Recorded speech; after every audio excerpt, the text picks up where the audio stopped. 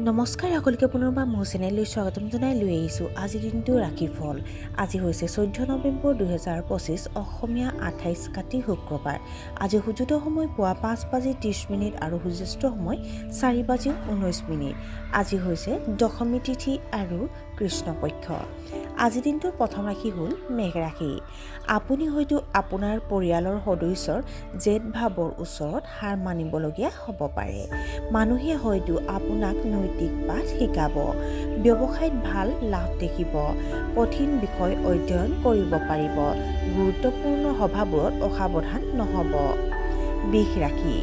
আপুনি আপোনাৰ পত্নীৰ দাবী পূৰণ কৰিব। আপুনি আপোনাৰ ব্যৱসায়ৰ সন্দৰ্ভত কিছুমান গুৰুত্বপূৰ্ণ সিদ্ধান্ত ল'ব পাৰে। ঊৰ্ধ্বতম বিষয়াৰ সৈতে আপোনাৰ সমন্বয় উন্নত হ'ব। আপোনাৰ স্বাস্থ্য যথেষ্ট ভাল হ'ব। আপোনাৰ আকাংক্ষিত সকলো কাম সময়মতে সম্পূৰ্ণ হ'ব। মিথুন ৰাশি। আপোনাৰ কথাত কেতিয়াও নম্ৰতাৰ অভাৱ হ'বলৈ নিদিব। ভ্ৰমণৰ সময়ত লাগেজৰ লগত সাৱধান হওক। আইনী বিষয়ত আপুনি জড়িত হ'ব পাৰে। সম্পূৰ্ণ নিষ্ঠাৰে নিজৰ কাম সম্পন্ন কৰক। আপোনাৰ ৰুচিবোধ নষ্ট হ'ব পাৰে। হতাশ চিন্তাৰে মানুহৰ পৰা দূৰত্ব বজাই ৰাখক। কোনো গুৰুতৰ বিষয়ক লৈ আপুনি উত্তেজনাৰ সন্মুখীন হ'ব পাৰে। কৰ্কট ৰাশি।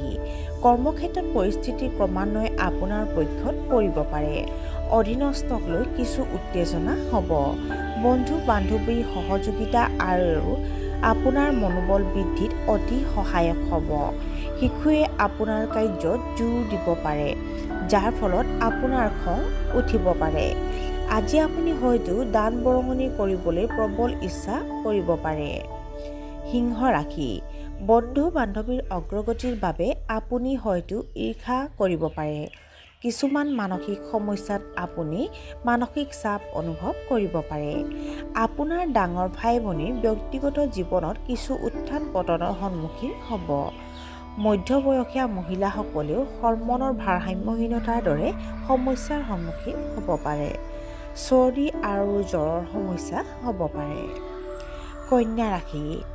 আপোনাৰ সামাজিক যোগাযোগ বাঢ়িব। দুপৰীয়াৰ পিছত আপোনাৰ দিনটো বৰ ভাল হ'ব। হঠাৎ আৰ্থিক লাভে আপোনাক উত্তেজিত কৰিব পাৰে।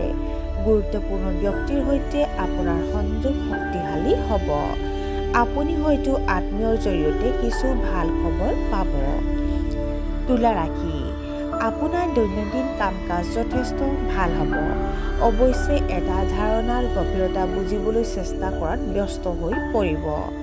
নিজৰ প্ৰতিভা আৰু সামৰ্থ্য নষ্ট নকৰিব, কিন্তু সেইবোৰ উৎপাদনশীলভাৱে ব্যৱহাৰ কৰক। অধিক লাভৰ সন্ধানত আপুনি কিছু ভুল কৰিব পাৰে।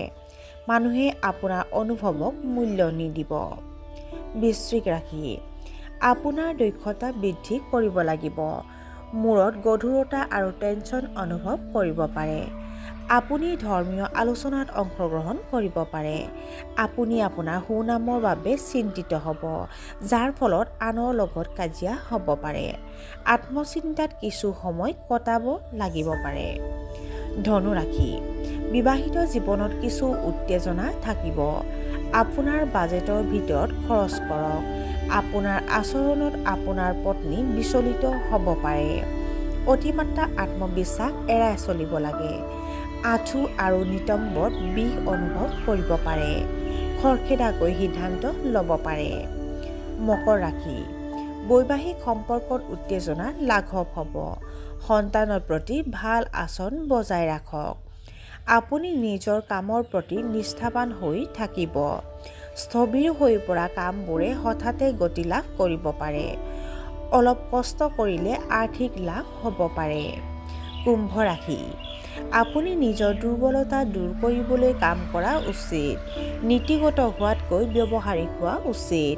প্ৰেমৰ সম্পৰ্কই ঘৰৰ উত্তেজনাৰ সৃষ্টি কৰিব পাৰে। পুৰণি লেনদেনৰ সৈতে জড়িত সমস্যা সমাধান হ'ব।